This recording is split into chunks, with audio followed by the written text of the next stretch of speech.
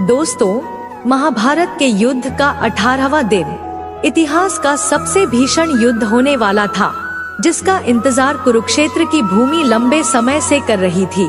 उस दिन अर्जुन और कर्ण के बीच निर्णायक युद्ध होने वाला था। लेकिन दोस्तों, युद्ध शुरू होने से पहले ही हनुमान जी को कर्ण की परीक्षा लेने क्यों जाना पड़ा?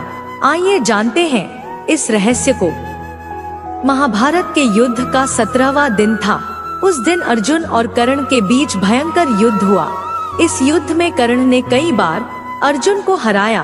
अर्जुन के रथ पर ध्वज के रूप में विराजमान हनुमान जी कर्ण की वीरता देखकर बहुत प्रसन्न हुए। युद्ध खत्म होने के बाद श्री कृष्ण अर्जुन के शिविर में विश्राम कर रहे थे। तभी हनुमान जी रथ ध्वज से उतरकर उनके पास आए और बोले, प्रभु, आज मैंने युद्ध भूमि में कर्ण का अद्भुत पराक्रम देखा।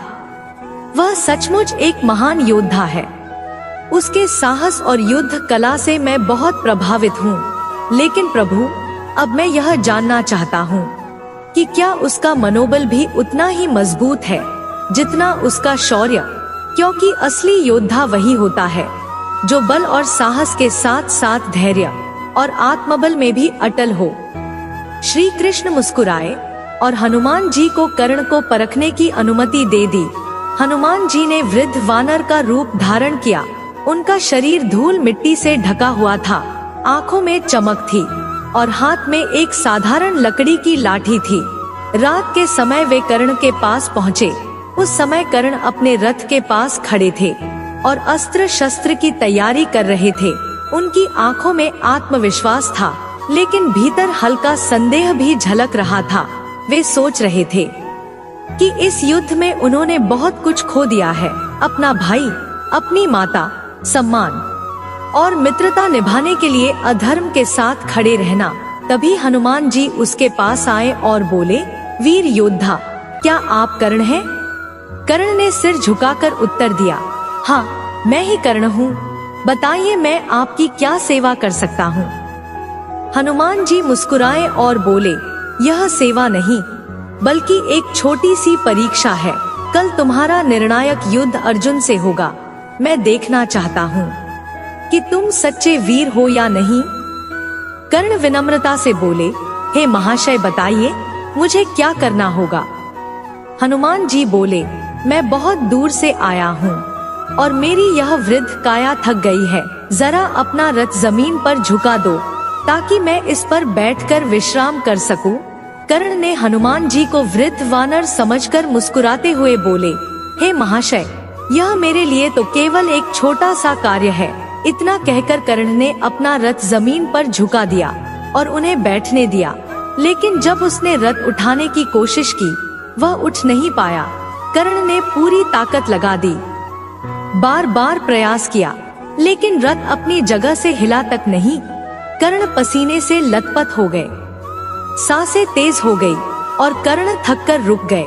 तभी हनुमान जी मुस्कुराए और वृद्ध वानर का रूप बदलकर अपनी विशाल और तेजस्वी रूपी काया प्रकट कर लिए। कर्ण आश्चर्यचकित होकर हाथ जोड़े और समझ गए कि सामने महाबली हनुमान खड़े हैं। वह हनुमान जी से बोले, प्रभु, यह क्या लीला है? हनुमान जी मुस्कुराए और बोले, कर्ण, मैं तेरा मनोबल देखने आया था। यह युद्ध केवल अस्त्रों की ताकत से नहीं, बल्कि आत्मबल और धर्म से जीता जाएगा। आज तू हार गया क्योंकि तेरे मन में अपने अस्त्रों और भाग्य को लेकर संदेह था। कर्ण ने सिर झुकाकर कहा, मैं तो सदा धर्म के लिए लड़ा, फिर भी मेरी निष्ठा पर प्रश्न क्यों प्रभु?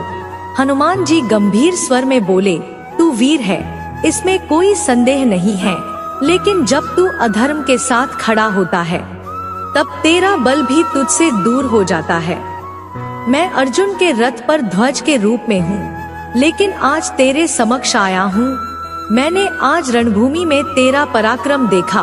तू महावीर है, तू योग्य है। अब बस सत्य और धर्म के साथ खड़ा रह और अपने धर्म के अनुसार युद्ध कर। कर्ण की आंखों से आंसू बह निकले। वह करुणा भरे स्वर में बोले, हे प्रभु, क्या कोई उपाय है कि मैं कल धर्म पूर्वक लड़ सकूं? इस पर हनुमान जी ने उत्तर दिया, तू बस सत्य और धर्म के साथ खड़ा हो जा। युद्ध ने तुझे चुन लिया है, याद रख। वीर वही है जिसमें वीरता, दान और धर्म तीनों साथ हों। इतना कहकर हनुमान जी अदृश्य हो गए। दोस्तों, अब आपके लिए एक सवाल है, अगर उस समय कर्ण ने अधर्म का साथ छोड़कर धर्म का मार्ग चुना होता तो क्या महाभारत का परिणाम कुछ और हो सकता था? अपना जवाब हमें कमेंट बॉक्स में जरूर बताइए। अगर आप हमारे चैनल पर नए हैं तो अभी हमारे चैनल को सब्सक्राइब करें और वीडियो को लाइक शेयर करना न भूलें। जय श्री कृष्ण।